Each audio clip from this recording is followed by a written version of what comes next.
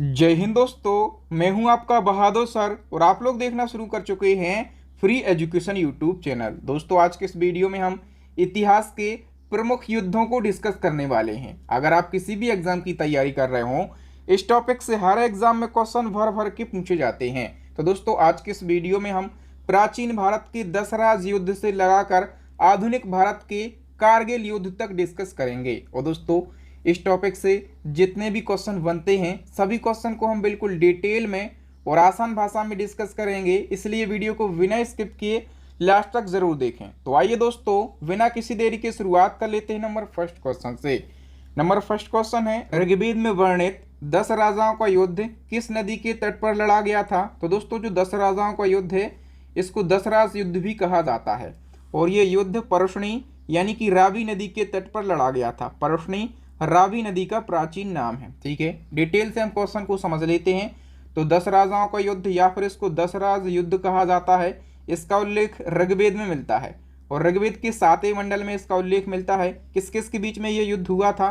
तो ये युद्ध राजा सुदास एवं पंचजन व अन्य कबीलों के बीच में हुआ था। और कौन जीता था? तो राजा सुदास जीत गया था। और ये जो युद्ध है ये पंजाब में परुष्णी यानी कि रावी नदी के तट पर लड़ा गया था। नंबर सेकंड क्वेश्चन है, बेतस्ता का युद्ध किन किन के बीच में लड़ा गया था? तो दोस्तों, बेतस्ता का युद्ध जो है ये राजा पोरस और सिकंदर के बीच में लड़ा गया था। ये जो बेतस्ता का युद्ध है ये बहुत ही महत्वपूर्ण है, तो हम सारी डिटेल को कवर कर लेते हैं। दोस्तों, बेतस्ता का युद्ध कब हुआ था? 326 ईसा पूर्व हुआ था और ये युद्ध जो है ये पंजाब में झेलम नदी के तट पर हुआ था, इसलिए इस युद्ध को क्या कहा जाता है? झेलम का युद्ध कहा जाता है। ठीक है, या फिर इसको बेतस्ता का युद्ध भी कहा जाता है क्योंकि बेतस्ता जो है ये झेलम नदी का प्राचीन नाम है, तो इसको झेलम का युद्ध या फिर बेतस्ता का युद्ध कहा जाता है। और यूनानी लोग जो हैं वो झेलम नदी को हाई डेस्पीच कहते थे, इसलिए इस युद्ध को हाई डेस्पीच का युद्ध भी कहा जाता है। और ये युद्ध कहाँ पर, ये युद्ध किस किस के बीच में हुआ था? तो पंजाब के राजा पोरस और यूनान के राजा सिकंदर के बीच में ये युद्ध हुआ था। इस युद्ध में सिकंदर ने राजा पोरस को हरा दिया था। कौन जीता था बेतस्ता का युद्ध? तो सिकंदर जीता था और जो राजा पोरस हैं ये हार गए थे। नेक्स्ट हमारा क्वेश्चन है, सेल्यूसिड मौर्य युद्ध में यूनान के राजा सिकंदर के सेनापति सेल्यूकस निकेटर को किसने हराया था? करेक्ट आंसर हो जाएगा ऑप्शन बी, चंद्रगुप्त मौर्य ने। हम सेल्यूसिड मौर्य युद्ध को डिस्कस कर लेते हैं। तो कब हुआ था ये युद्ध? 302 ईसा पूर्व में हुआ था। किसके बीच में हुआ था? तो चंद्रगुप्त मौर्य और सेल्यूकस निकेटर के बीच में हुआ था। सेल्यूकस निकेटर कौन था? तो ये राजा सिकंदर का सेनापति था। ठीक है, कौन जीता था? तो चंद्रगुप्त मौर्य ये युद्ध जीत गए थे। नेक्स्ट क्वेश्चन है, कलिंग की लड़ाई कब हुई थी? मोस्ट इंपोर्टेंट क्वेश्चन है दोस्तों ये। तो कलिंग की लड़ाई हुई थी 261 ईसा पूर्व। ए ऑप्शन करेक्ट हो जाएगा। देखिए दोस्तों, कलिंग की जो लड़ाई है या फिर कलिंग का युद्ध है 261 ईसा पूर्व होता है। किसके बीच में होता है? तो सम्राट अशोक और कलिंग के राजा अनंत पद्मनाभ के बीच में युद्ध होता है। और कौन जीतता है? तो सम्राट अशोक युद्ध जीत जाते हैं। डिटेल से समझें तो सम्राट अशोक ने 261 ईसा पूर्व में कलिंग पर आक्रमण करके कलिंग के राजा अनंत पद्मनाभ को हरा दिया था। लेकिन इस युद्ध में लगभग 1 लाख लोग मारे गए थे। इस युद्ध के रक्तपात को देखकर सम्राट अशोक ने युद्ध ना करने की कसम खा ली थी। ठीक है, कलिंग विजय अशोक की आखिरी विजय थी क्योंकि इस विजय के बाद जो अशोक है इसने बौद्ध धर्म स्वीकार कर लिया था और बौद्ध धर्म का अनुयायी बन गया था। ठीक है, क्वेश्चन पूछा जाता है किस युद्ध के बाद अशोक ने बौद्ध धर्म अपना लिया? तो कलिंग के युद्ध के बाद में। नेक्स्ट क्वेश्चन है, कलिंग का जो युद्ध है इसका वर्णन अशोक के किस शिलालेख में देखने के लिए मिलता है? तो कलिंग युद्ध का वर्णन जो है ये अशोक के 13वें शिलालेख में देखने के लिए मिलता है। अशोक के टोटल कितने शिलालेख खोजे गए हैं अभी तक? तो प्रमुख 14 शिलालेख खोजे गए हैं। ठीक है, इन 14 शिलालेखों में से एक 13वां शिलालेख है। इस शिलालेख में कलिंग युद्ध का वर्णन देखने के लिए मिलता है। ये क्वेश्चन एग्जाम में कई बार पूछा गया है। नेक्स्ट क्वेश्चन है, भारत पर हमला करने वाला पहला अरब आक्रमणकारी कौन था? अब अरब जो है भारत पर आक्रमण करने आने लगे हैं और भारत पर हमला करने वाला पहला अरब आक्रमणकारी पूछा गया है। तो आप कहेंगे मोहम्मद बिन कासिम जो है ये भारत पर हमला करने वाला पहला अरबी आक्रमणकारी था। ठीक है, और इसने भारत पर कब आक्रमण किया था? तो 711 ईस्वी में इसने भारत पर आक्रमण किया था। और कहाँ पर आक्रमण किया था? तो सिंध क्षेत्र पर आक्रमण किया था। ठीक है, जो कि अभी वर्तमान में कहाँ पर है? अभी वर्तमान में ये सिंध क्षेत्र पाकिस्तान में है। नेक्स्ट क्वेश्चन है, सिंध की लड़ाई किस किस के बीच में लड़ी गई थी? तो दोस्तों जो सिंध की लड़ाई है ये राजा दाहिर और मोहम्मद बिन कासिम के बीच में लड़ी गई थी। ए ऑप्शन करेक्ट हो जाएगा। और कब लड़ी गई थी? तो 712 ईस्वी में ये लड़ाई लड़ी गई थी। किस किस के बीच में? तो राजा दाहिर और मोहम्मद बिन कासिम के बीच में लड़ी गई थी। और इस युद्ध में मोहम्मद बिन कासिम ने विजय प्राप्त करी थी। ठीक है, और फिर अरबों की सत्ता स्थापित कर ली थी। नेक्स्ट है, भारत पर आक्रमण करने वाला पहला तुर्क शासक कौन था? ये क्वेश्चन कई बार पूछे गए हैं। तो भारत पर आक्रमण करने वाला पहला तुर्क शासक था सुबुक्तगीन। डी ऑप्शन करेक्ट हो जाएगा। हम डिटेल से समझ लेते हैं। तो दोस्तों सुबुक्तगीन के नेतृत्व में तुर्कों ने पहली बार भारत पर आक्रमण किया था। और सुबुक्तगीन ने 986 ईस्वी में पंजाब के शाही वंश के शासक जयपाल को पराजित किया था। ठीक है, और सुबुक्तगीन के दो पुत्र थे। कौन कौन? एक तो अब्दुल कासिम महमूद और दूसरा था इस्माइल।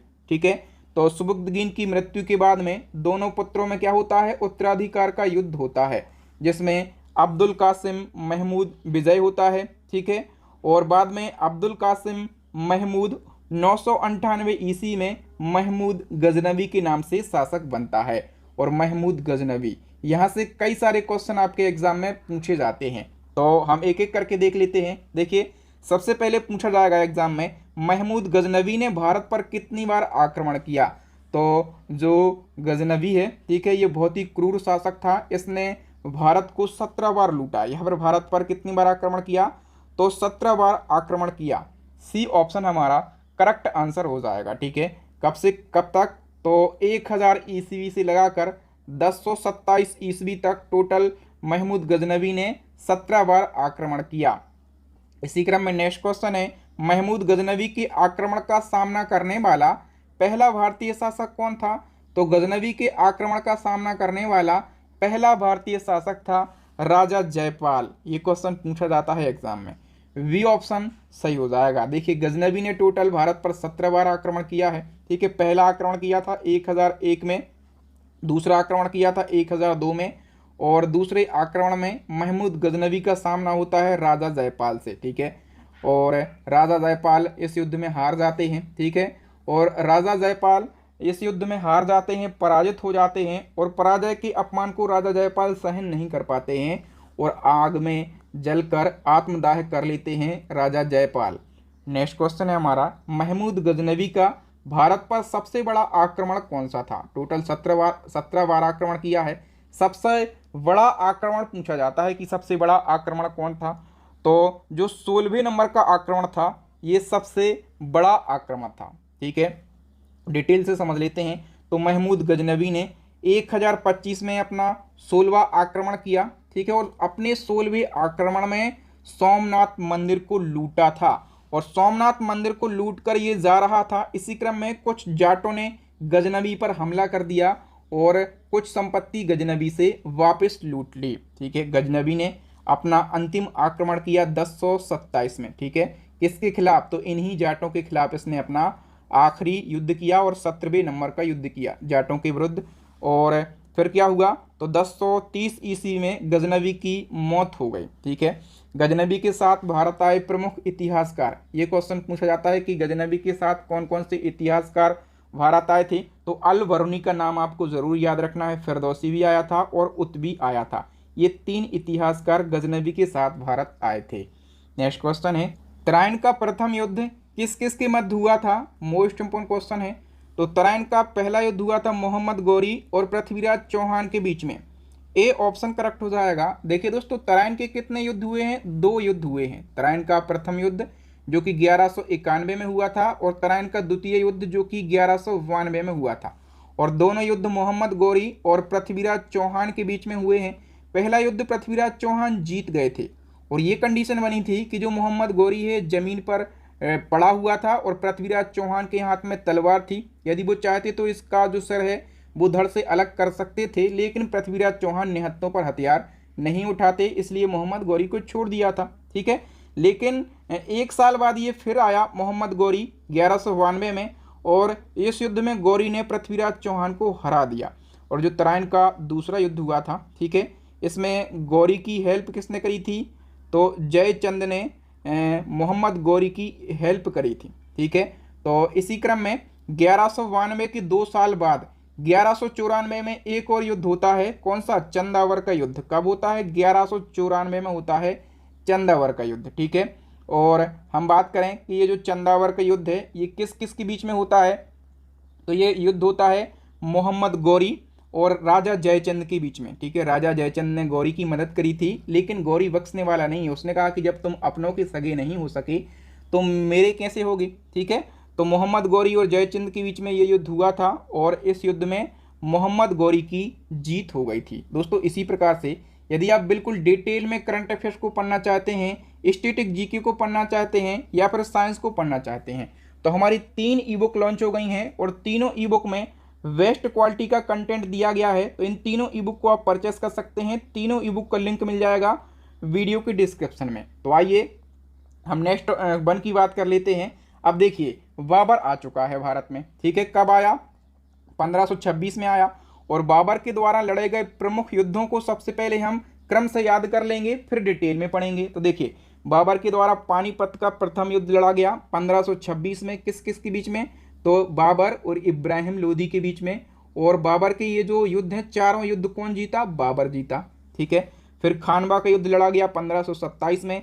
किस किस के बीच में हुआ? तो बाबर और मेवाड़ के राजा राणा सांगा के बीच में। चंदेरी का युद्ध हुआ 1528 में, बाबर और मेदिनी राय के बीच में। घाघरा का युद्ध हुआ 1529 में, बाबर और बिहार तथा अफगान की संयुक्त सेना के बीच में, ठीक है। और जस्ट 1 साल बाद 1930 में बाबर की मृत्यु हो जाती है। तो इनको हम बिल्कुल क्रम से कैसे याद रखेंगे, क्योंकि यहाँ से क्वेश्चन बनते हैं। तो देखिए आप लोगों ने शायद ये ट्रिक पढ़ी भी होगी, पानी पिया, खाना खाया, ठीक है, और चला गया घर। ऐसा बिल्कुल सिंपली याद रखना है। पानी पिया पहले, फिर खाना खाया मतलब खानवा का युद्ध, चला गया मतलब चंदेरी का युद्ध, और कहाँ चला गया? घर चला गया और मर गया, 1930 में मर गया। ये क्रम बिल्कुल 1 साल बाद का है। 1526, 1527, 1528, 1529 और 1530 में ये मर जाता है, ठीक है। तो याद रखना, पहले क्या किया उसने? पानी पिया, फिर खाना खाया, फिर चला मतलब चंदेरी, कहाँ चला? घर। और फिर क्या हो गया? तो 1530 में ये जाता है मर। मतलब बिल्कुल आसान भाषा में आपको ये चारों युद्ध याद हो जाएंगे, ठीक है। अब डिटेल से हम डिस्कस कर लेते हैं। देखिए बताइए, सबसे पहले ये क्वेश्चन बनता है कि पानीपत के युद्ध इतिहास के काफ़ी प्रसिद्ध युद्ध हैं। ये तो हमें भी पता है, लेकिन आपको बताना है कि जो पानीपत स्थल है वो किस राज्य में स्थित है। तो पानीपत स्थल जो है ये किस राज्य में है? हरियाणा राज्य में। बी ऑप्शन करेक्ट हो जाएगा। देखिए पानीपत के 3 युद्ध हुए हैं, ठीक है। तीनों को हम डिस्कस कर लेते हैं। तो पानीपत का जो पहला युद्ध है ये 21 अप्रैल 1526 में हुआ था। डेट भी आपको याद रखना है। किस किस के बीच में? तो बाबर और इब्राहिम लोदी के बीच में। और ये युद्ध किसने जीता था? बाबर ने जीता था, इब्राहिम लोदी को हराकर, और मुगल साम्राज्य की नींव रखी थी, ठीक है। 1526 में मुगल साम्राज्य की स्थापना करी थी ना बाबर ने, ठीक है। फिर पानीपत का दूसरा युद्ध होता है 5 नवंबर 1556 ईस्वी में। और ये किस किस के बीच में होता है युद्ध? तो अकबर और उत्तर भारत के हिंदू शासक हेमू, या फिर हेमू को क्या कहा जाता था? हेमचंद्र विक्रमादित्य के बीच में ये युद्ध होता है। और अकबर ने हेमू यानी कि हेमचंद्र विक्रमादित्य को हरा दिया था। फिर पानीपत का तृतीय युद्ध होता है कब? 14 जनवरी 1761 में ये युद्ध होता है, ठीक है। किस किस के बीच में होता है? तो अहमद शाह अब्दाली और मराठा सेनापति सदाशिव राव भाऊ के बीच में ये युद्ध होता है। और अहमद शाह अब्दाली ने मराठा फौज के लिए हरा दिया था, ठीक है। कौन जीता था? तो अहमद शाह अब्दाली जीता था। तो पानीपत के युद्ध तीनों आपको याद रखना है, यहाँ से क्वेश्चन पूछे जाते हैं। अब बताइए कि खानवा का युद्ध किस किस के बीच में हुआ था? दोस्तों खानवा का युद्ध जो है ये हुआ था बाबर और राणा सांगा के बीच में। ए ऑप्शन करेक्ट हो जाएगा, ठीक है। और कब हुआ था? तो ये 1527 में हुआ था। आप लोग ट्रिक याद कीजिए, पहले पानी पिया 26 में, 27 में खाया खाना, ठीक है। और मैं आपको बताऊं कि इस युद्ध में बाबर और जो मेवाड़ का राजा था राणा सांगा, ठीक है, तो बाबर ने राणा सांगा को हरा दिया था, ठीक है। याद रखेंगे आप लोग। नेक्स्ट हमारा क्वेश्चन है, अब बाबर का लड़का यहाँ पर आ गया हुमायूं, ठीक है। तो हुमायूं के द्वारा लड़े गए युद्धों का क्रम पूछा जाता है। तो हुमायूं के द्वारा प्रमुख 4 युद्ध लड़े गए हैं, उनका क्रम कौन सा सही है? तो पहले देवरा का युद्ध लड़ा गया, हुमायूं ने लड़ा, और ये युद्ध कब लड़ा हुमायूं ने? 1531 में। फिर चौसा का युद्ध लड़ा, कब लड़ा चौसा का युद्ध? तो 1539 में लड़ा। फिर इसने लड़ा विलग्राम का युद्ध, ये युद्ध इसने लड़ा था 1540 में। और फिर लड़ा था सरहिंद का युद्ध, कब लड़ा था? 1555 में। तो ये हुमायूं के प्रमुख युद्ध हैं, इनका क्रम याद रखना कई बार पूछा गया है। और इस क्रम को हम कैसे याद रख सकते हैं? एक ट्रिक है, दे 24। आपने किसी को 24 रुपये उधार दिए हैं, आप उससे मांग रहे हैं कि मेरे 24 रुपये दो, या फिर किसी से उधार आप ही मांग रहे हैं, ऐसा सोच लो, ठीक है। आप क्या सोचना है? दे 24, ठीक है। तो ये हुमायूं के द्वारा लड़े गए युद्धों का क्रम है। कैसे? दे से बनता है देवरा, चौ से बनता है चौसा का युद्ध, बी से बनता है विलग्राम का युद्ध, और 7 से बनता है सरहिंद का युद्ध। हमें ये चीजें याद करनी होती हैं, तभी लंबे समय तक फैक्ट याद रह पाते हैं। अब देखिए, जो चौसा का युद्ध है किस किस के बीच में हुआ था? तो देखिए, 2 युद्ध आपको याद रखना है, एक तो चौसा का युद्ध याद रखना है, और दूसरा आपको कन्नौज का युद्ध याद रखना है। कौन सा? चौसा का युद्ध पहला, और दूसरा आपको कन्नौज का युद्ध याद रखना है। और ये दोनों युद्ध हुए थे शेरशाह सूरी और हुमायूं के बीच में, ठीक है। और जो चौसा का युद्ध है ये कब हुआ था? 1539 में हुआ था, ठीक है। और इसमें जीत किसकी हुई थी? शेरशाह सूरी की जीत हुई थी। और जो कन्नौज का युद्ध है ये हुआ था 1540 में, और इसमें भी किसकी युद्ध हुई थी? तो शेरशाह सूरी की जीत हुई थी। नेक्स्ट क्वेश्चन है, वर्ष 1739 ईस्वी में करनाल का युद्ध नादिर शाह तथा निम्नलिखित में से किसके मध्य लड़ा गया था? तो करनाल का जो युद्ध है ये नादिर शाह के बीच में और मोहम्मद शाह के बीच में लड़ा गया था। सी ऑप्शन करेक्ट आंसर हो जाएगा। देखिए, करनाल के युद्ध से कितने क्वेश्चन बनेंगे, सभी को हम एक बार में डिस्कस कर लेते हैं। कब लड़ा गया था युद्ध? तो 1739 ईस्वी में। किसके मध्य में? तो मुगल सम्राट मोहम्मद शाह और ईरान क्षेत्र का शासक नादिर शाह के बीच में युद्ध लड़ा गया था। जीत किसकी हुई थी? तो ईरान क्षेत्र का जो शासक था नादिर शाह, ये जीत गया था। और नादिर शाह ईरान क्षेत्र का शासक था, इसको क्या कहा जाता है? ईरान का नेपोलियन कहा जाता है।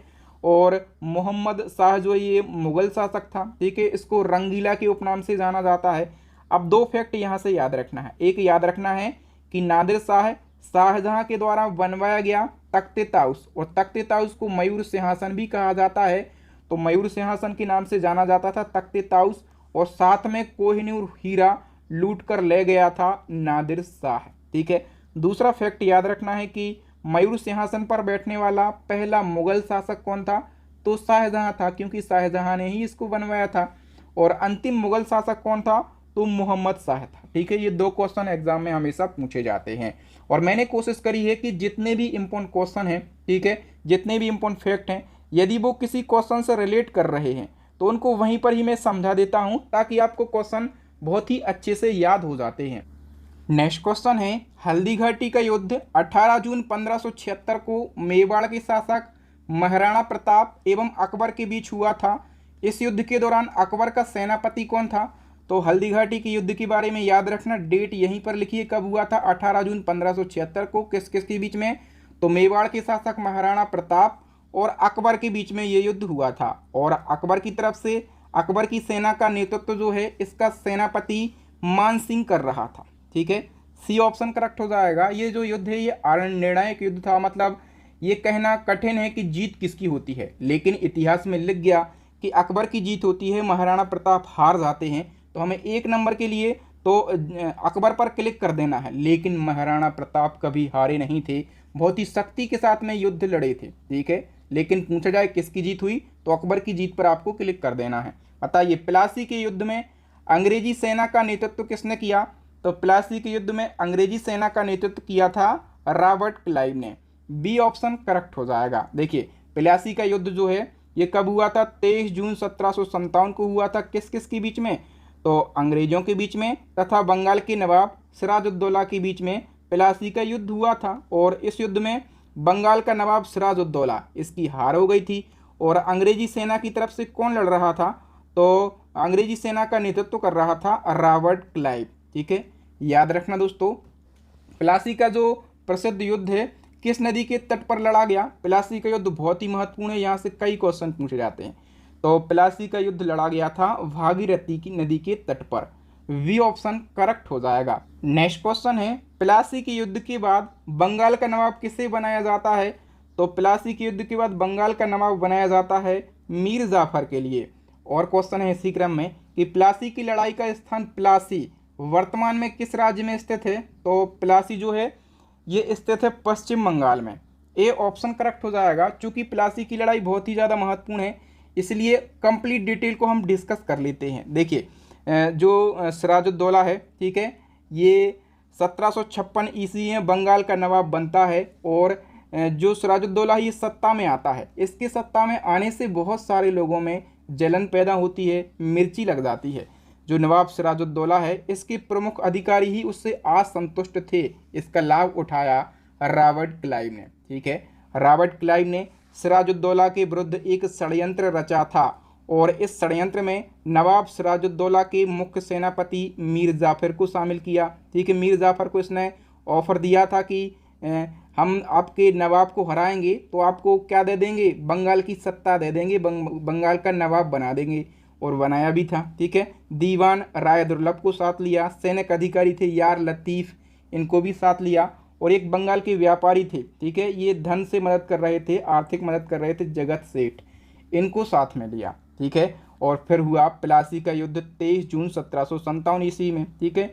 ये युद्ध पश्चिम बंगाल के नदिया जिले के प्लासी नामक एक स्थान पर और प्लासी नदी के किनारे लड़ा गया था। ये युद्ध क्लाइव की नेतृत्व वाली अंग्रेजी सेना और बंगाल के नवाब सिराजुद्दौला के बीच में लड़ा गया था, ठीक है। युद्ध जैसे ही प्रारंभ हुआ, ठीक है, तो सिराजुद्दौला का जो सेनापति है, जो कि षड्यंत्र का हिस्सा बन चुका था मीर जाफर, वो अपनी सेना लेकर अलग हो गया, ठीक है। अब जब गद्दार घर में ही हैं तो कहाँ से जीत जाएंगे? अंततः क्या होता है, तो नवाब सिराजुद्दौला पराजित हो जाता है और मुर्शिदाबाद भाग जाता है। वहाँ पर भी इसको पकड़ लिया जाता है और सिराजुद्दौला की हत्या कर दी जाती है। इसके बाद वही हुआ जिसकी डील डन थी, मीर जाफर को बंगाल का नवाब बना दिया जाता है। तो कहानी की तरह बिल्कुल आपको आसान भाषा में मैं पढ़ा रहा हूँ ताकि चीज़ें आपको लंबे समय तक याद रहें। एक बार आप यदि फ्री एजुकेशन पर वीडियो देख लेते हैं तो आपको किसी भी यूट्यूब चैनल या फिर किसी भी बुक की ज़रूरत नहीं रहेगी, ये आपके बहादुर सर की गारंटी है। बताइए कि बक्सर का युद्ध कब लड़ा गया था? तो बक्सर का युद्ध लड़ा गया था 1764 ईस्वी में। डी ऑप्शन करेक्ट हो जाएगा। एक और क्वेश्चन बताइए कि बक्सर के युद्ध के बाद ईस्ट इंडिया कंपनी मुगल सम्राट को प्रतिवर्ष कितना भुगतान करने के लिए सहमत हो जाती है? तो बक्सर के युद्ध के बाद ईस्ट इंडिया कंपनी मुगल सम्राट को 26 लाख रुपए भुगतान करने के लिए सहमत हो जाती है, ठीक है। अभी समझ में नहीं आया लेकिन अब आएगा। हम बक्सर की जो लड़ाई है इसको बिल्कुल डिटेल में डिस्कस कर लेते हैं। तो देखिए, बक्सर की लड़ाई होती कब है? 22 अक्टूबर 1764 को होती है। किस किस के बीच में होती है? तो ब्रिटिश ईस्ट इंडिया कंपनी यानी कि अंग्रेजों के बीच में, ठीक है। और अंग्रेजों की तरफ से नेतृत्व कर रहा था हेक्टर मुनरो। तो अंग्रेजों के बीच में और 3 लोगों की संयुक्त सेना के बीच में ये लड़ाई होती है। किस किस की संयुक्त सेना के बीच में? तो बंगाल के नवाब मीर कासिम, अवध के नवाब शुजाउद्दौला और मुगल सम्राट थे शाह आलम द्वितीय, इन तीनों की संयुक्त सेना के बीच में और अंग्रेजों के बीच में लड़ाई लड़ी जाती है, ठीक है। परिणाम क्या निकलता है? तो इसका परिणाम निकलता है कि जो तीनों की संयुक्त सेना है ये बुरी तरीके से हार जाती है और अंग्रेजों की जीत हो जाती है। याद रखना, इस लड़ाई में अंग्रेजों का नेतृत्व कौन कर रहा था? हेक्टर मुनरो कर रहा था, ठीक है। अब बक्सर की लड़ाई तो हो गई, अंग्रेज जीत गए। लड़ाई के बाद क्या हुआ? तो लड़ाई के बाद होती है इलाहाबाद की प्रथम संधि, ठीक है। कब होती है? 12 अगस्त 1765 को होती है, अंग्रेजों के बीच में और मुगलों के बीच में। और इस संधि में ईस्ट इंडिया कंपनी मुगल सम्राट के लिए 26 लाख प्रतिवर्ष भुगतान करने के लिए सहमत हो जाती है। यही क्वेश्चन पूछा गया था। और इसके 4 दिन बाद 16 अगस्त 1765 को इलाहाबाद की दूसरी संधि होती है अंग्रेजों के बीच में और अवध के बीच में। इसमें क्या होता है? तो 50 लाख रुपए का जुर्माना अवध के नवाब को भरना पड़ता है, ठीक है। नेक्स्ट क्वेश्चन है, प्रथम आंग्ल मैसूर युद्ध किस किस के बीच में हुआ था? तो ये युद्ध हुआ था हैदर अली और अंग्रेजों के बीच में। ए ऑप्शन करेक्ट हो जाएगा। और प्रथम आंग्ल मैसूर युद्ध जो है ये 1767 से 1769 तक चला और हैदर अली और अंग्रेजों के बीच में ये युद्ध हुआ था। इस युद्ध में अंग्रेजों की हार हुई थी और अंग्रेजों ने विवश होकर हैदर अली की शर्तों को मान लिया था और 4 अप्रैल 1769 को मद्रास की संधि कर ली थी। ठीक है, और इसी क्रम में होता है दूसरा आंग्ल मैसूर युद्ध। तो क्वेश्चन आपसे पूछा जाएगा कि मंगलौर की संधि किस युद्ध से संबंधित है? तो द्वितीय आंग्ल मैसूर युद्ध से संबंधित है मंगलौर की संधि। ठीक है, बी ऑप्शन करेक्ट आंसर हो जाएगा। द्वितीय आंग्ल मैसूर युद्ध 1780 से 1784 तक चला। ये हैदर अली और अंग्रेजों के बीच में हुआ फिर से। ठीक है, इस युद्ध के दौरान हैदर अली की मृत्यु हो जाती है 7 दिसंबर 1782 में। ठीक है, किंतु उसका जो पुत्र था टीपू सुल्तान इस युद्ध को जारी रखता है। बाद में मार्च 1784 में टीपू सुल्तान ने अंग्रेजों के साथ एक संधि कर ली और इस संधि को कहा गया मंगलौर की संधि। ठीक है, और इसी संधि के तहत दोनों पक्षों ने एक दूसरे के जीते हुए जो प्रदेश थे वो वापस कर दिए और युद्ध क्या हो जाता है? खत्म हो जाता है। ठीक है, फिर होता है तृतीय आंग्ल मैसूर युद्ध। तो तृतीय आंग्ल मैसूर युद्ध की समाप्ति किस संधि के परिणाम स्वरूप हुई थी? करेक्ट आंसर हो जाएगा श्रीरंगपट्टनम की संधि के परिणाम स्वरूप। डी ऑप्शन करेक्ट हो जाएगा। तो तीसरा आंग्ल मैसूर युद्ध ये चला 1790 से 1792 तक और मैसूर के शासक टीपू सुल्तान और अंग्रेजों के बीच में ये युद्ध हुआ था और ये युद्ध 1792 में श्रीरंगपट्टनम की संधि के साथ में समाप्त हो गया था। पूछे जाते हैं ये क्वेश्चन कि कौन सा युद्ध कौन सी संधि के तहत समाप्त हुआ। नेक्स्ट क्वेश्चन है चौथा आंग्ल मैसूर युद्ध जनरल लॉर्ड मॉर्निंगटन की अगुवाई वाली ईस्ट इंडिया कंपनी और किसके बीच हुआ था? तो चौथा आंग्ल मैसूर युद्ध अंग्रेजों के बीच में और टीपू सुल्तान के बीच में हुआ था और अंग्रेजों की तरफ से नेतृत्व कर रहा था लॉर्ड मॉर्निंगटन। ठीक है, और डिटेल की बात करें तो इस युद्ध में क्या हुआ था? टीपू सुल्तान मारा गया था। पूछा जाता है कि टीपू सुल्तान कौन से युद्ध में मारा गया था? तो चतुर्थ आंग्ल मैसूर युद्ध में मारा गया था और जो मैसूर की शक्ति थी ना इसका पतन हो गया था। चतुर्थ आंग्ल मैसूर युद्ध चला था 1798 से 1799 तक। ठीक है, और मैंने बता ही दिया था प्रश्न में ही कि ये युद्ध टीपू सुल्तान और अंग्रेजों के बीच में हुआ था और अंग्रेजों का नेतृत्व कर रहा था जनरल लॉर्ड मॉर्निंगटन। ठीक है, नेक्स्ट हमारा क्वेश्चन है सालवाई की संधि किस युद्ध से संबंधित है? तो जो सालवाई की संधि है ये संबंधित है प्रथम आंग्ल मराठा युद्ध से। बी ऑप्शन करेक्ट आंसर हो जाएगा। प्रथम आंग्ल मराठा युद्ध ये कब से कब तक चला? तो 1775 से लगाकर 1782 तक ये युद्ध चलता है। किसके बीच में ये युद्ध हुआ था? तो ब्रिटिश ईस्ट इंडिया कंपनी यानी कि अंग्रेजों के बीच में और मराठा साम्राज्य के बीच में ये युद्ध हुआ था। ठीक है, और प्रथम आंग्ल मराठा युद्ध पूछा जाता है किस संधि के साथ समाप्त हो गया था? तो 1782 में हुई थी सालबाई की संधि। तो सालबाई की संधि के साथ में ये युद्ध जो है ये समाप्त हो गया था, इसको आप याद रखेंगे। नेक्स्ट क्वेश्चन है द्वितीय आंग्ल मराठा युद्ध किस संधि के साथ समाप्त हुआ था? तो दूसरा आंग्ल मराठा युद्ध, इसके बारे में आप जान लीजिए। ये युद्ध कब से कब तक चला? तो 1803 से लगाकर 1805 तक ये युद्ध चलता है। ठीक है, किसके मध्य में? तो वही एक तरफ थे ब्रिटिश यानी कि अंग्रेज और दूसरी तरफ था मराठा साम्राज्य। ठीक है, और ये जो युद्ध है ये बसीन की संधि के साथ में समाप्त होता है। बी ऑप्शन करेक्ट हो जाएगा। अब बताइए कि पिंडारी के युद्ध को और किस नाम से जाना जाता है? तो पिंडारी युद्ध को कहा जाता है तृतीय आंग्ल मराठा युद्ध। सी ऑप्शन करेक्ट हो जाएगा। ठीक है, ये युद्ध कब से कब तक चलता है? तो 1817 से लगाकर 1818 तक ये युद्ध चलता है और ये युद्ध किसके बीच में होता है? तो अंग्रेजों के बीच में और मराठा साम्राज्य के बीच में होता है। ठीक है, और ये युद्ध जो है इसमें अंग्रेज जीत जाते हैं और क्या होता है? मराठा साम्राज्य का पतन हो जाता है और तृतीय आंग्ल मराठा युद्ध को ही क्या कहा जाता है? पिंडारी का युद्ध कहा जाता है। नेक्स्ट है प्रथम आंग्ल सिख युद्ध कब लड़ा गया था? तो ये 1845 में लड़ा गया था। ठीक है, और प्रथम आंग्ल सिख युद्ध की बात करें तो ये 1845 से 1846 तक हुआ। किस किस के बीच में? तो ब्रिटिश ईस्ट इंडिया कंपनी और सिख साम्राज्य के बीच में युद्ध हुआ और इसी युद्ध के अंतर्गत 4 लड़ाइयाँ हुई थी। एक मुदकी का युद्ध हुआ था, फिरोजपुर का युद्ध हुआ था, अलीवाल का युद्ध हुआ था, सुबराव का युद्ध हुआ था। ठीक है, ये 4 लड़ाइयाँ हुई थी। चारों लड़ाइयाँ किसने जीती थी? अंग्रेजों ने। और प्रथम आंग्ल सिख युद्ध जो है ये लाहौर की संधि के साथ में समाप्त हो गया था। ठीक है, और आपसे पूछा जाएगा द्वितीय आंग्ल सिख युद्ध कब से कब तक लड़ा गया? तो द्वितीय आंग्ल सिख युद्ध लड़ा गया था 1848 से 1849 तक। ठीक है, किसके बीच में? तो देखिए प्रश्न में ही लिखा है, आंग्ल मतलब अंग्रेज और सिख मतलब सिखों के बीच में। ठीक है, और इस युद्ध में अंग्रेजों की जीत हुई थी और सिख साम्राज्य जो है इसको ब्रिटिश सरकार के अधीन कर लिया गया था। द्वितीय आंग्ल मैसूर युद्ध में सिख राज्य जो है ये ब्रिटिश ईस्ट इंडिया कंपनी में मिल गया था। अब फर्स्ट वर्ल्ड वार आ गया, यानी कि प्रथम विश्व युद्ध यहाँ पर आ जाता है। तो क्वेश्चन पूछा गया है कि प्रथम विश्व युद्ध कब समाप्त हुआ था? तो ये समाप्त हुआ था 11 नवंबर 1918 को।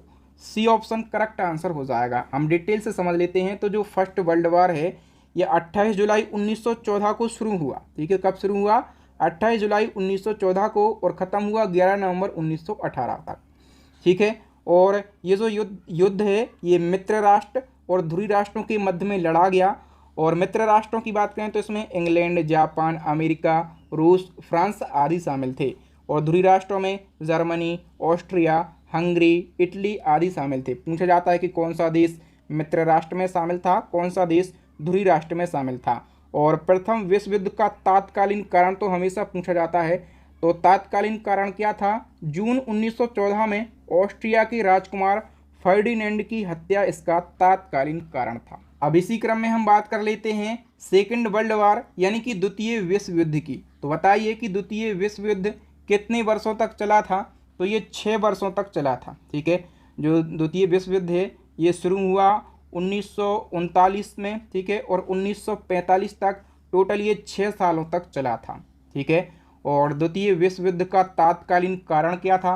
तो जर्मनी का पोलैंड पर आक्रमण करना तात्कालीन कारण था सेकेंड वर्ल्ड वार का। बताइए द्वितीय विश्व युद्ध के दौरान भारत के किस केंद्र शासित प्रदेश पर जापान ने कब्जा कर लिया था?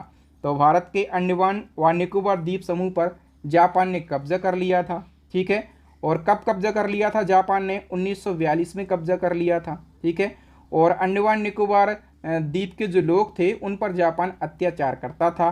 फिर 1943 में नेताजी सुभाष चंद्र बोस के प्रयासों से जापान ने इसे भारत की अंतरिम सरकार को सौंप दिया था। ओके, नेक्स्ट हमारा क्वेश्चन है दोस्तों, संयुक्त राज्य अमेरिका ने किस वर्ष दूसरे विश्व युद्ध में प्रवेश किया? ये सारे क्वेश्चन पूछे जाते हैं। तो दोस्तों अमेरिका ने कब प्रवेश किया था? 1941 में प्रवेश किया था सेकेंड वर्ल्ड वार में। ठीक है, और अमेरिका ने द्वितीय विश्व युद्ध में 10 जून 1941 को प्रवेश किया। और ये जो सेकेंड वर्ल्ड वार है इसके समय अमेरिका के राष्ट्रपति थे फ्रैंकलिन डी रूजवेल्ट। ठीक है, नेक्स्ट क्वेश्चन है, भारत चीन सीमा युद्ध कब हुआ था या फिर भारत चाइना युद्ध कब हुआ था? तो दोस्तों ये युद्ध हुआ था अक्टूबर 1962 में। सी ऑप्शन करेक्ट हो जाएगा। भारत और चाइना के बीच में युद्ध हुआ था और ये कौन जीता था? तो चाइना इसमें विजेता रहा था। नेक्स्ट क्वेश्चन है, किस भारत पाकिस्तान युद्ध के बाद ताशकंद समझौता होता है? तो देखिए भारत और पाकिस्तान के युद्धों में हमने पढ़ा कि भारत पाकिस्तान युद्ध 1965, भारत पाकिस्तान युद्ध 1971 और एक हुआ था कारगिल युद्ध कब? 1999। ठीक है, ये भी भारत पाकिस्तान के बीच में हुआ था। तो जो भारत पाकिस्तान युद्ध 1965 था इसी युद्ध के बाद दोनों देशों के बीच में एक समझौता होता है। ठीक है, कौन सा समझौता होता है? ताशकंद समझौता होता है। ठीक है, और ये समझौता कब होता है? मई डेट से आपको याद रखना, 10 जनवरी 1966 को ये समझौता होता है। ठीक है, और कहाँ पर? तो उज्बेकिस्तान देश की राजधानी ताशकंद में ये समझौता होता है। ठीक है, और क्वेश्चन पूछा भी जाता है एग्जाम में कि जो ताशकंद है ये कहाँ पर स्थित है? तो ताशकंद उज्बेकिस्तान देश की राजधानी है, यहाँ पर ही ये ताशकंद समझौता किया गया था। ठीक है, इसी क्रम में एक और क्वेश्चन है, बताइए किस भारत पाकिस्तान युद्ध के बाद शिमला समझौता हुआ था? याद रखना दोस्तों ये क्वेश्चन पूछे ही जाते हैं कि कौन सा समझौता कौन से युद्ध से संबंधित है। तो जो शिमला समझौता है ये भारत पाकिस्तान युद्ध 1971 से संबंधित है। ठीक है, सी ऑप्शन करेक्ट आंसर हो जाएगा। और हम बात करें कि ये समझौता कहाँ पर हुआ था? शिमला समझौता तो अपने देश भारत में हुआ था और हिमाचल प्रदेश की राजधानी है शिमला। ठीक है, यहाँ पर ये समझौता हुआ था। तो दोस्तों भारत और पाकिस्तान के बीच में कब कब युद्ध लड़े गए? एक 1965 में लड़ा गया, 1971 में और 1999 में लड़ा गया था कारगिल युद्ध। ठीक है, तो भारत पाकिस्तान युद्ध जो 1965 में लड़ा गया था, इसके बाद 10 जनवरी 1966 को ताशकंद समझौता हुआ था।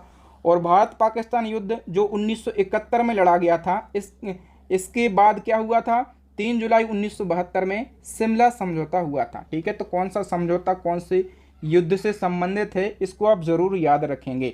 तो मैंने कहा था कि आज के इस वीडियो में हम प्राचीन भारत के 10 राज्य युद्ध से लगाकर, ठीक है, आधुनिक भारत के जो भारत पाकिस्तान के युद्ध हुए हैं वहाँ तक बिल्कुल कंप्लीट डिटेल को डिस्कस करेंगे और आसान भाषा में हम कंप्लीट डिटेल को डिस्कस कर चुके हैं। ठीक है, तो यदि आपको मेरे पढ़ाने का तरीका, कंटेंट की क्वालिटी अच्छी लग रही हो तो वीडियो को अभी के अभी लाइक कर दीजिएगा। ठीक है, और इसी क्रम में हमारी 3 ई बुक लॉन्च हो गई हैं। इन तीनों ई बुक में बेस्ट क्वालिटी का कंटेंट रखा गया है।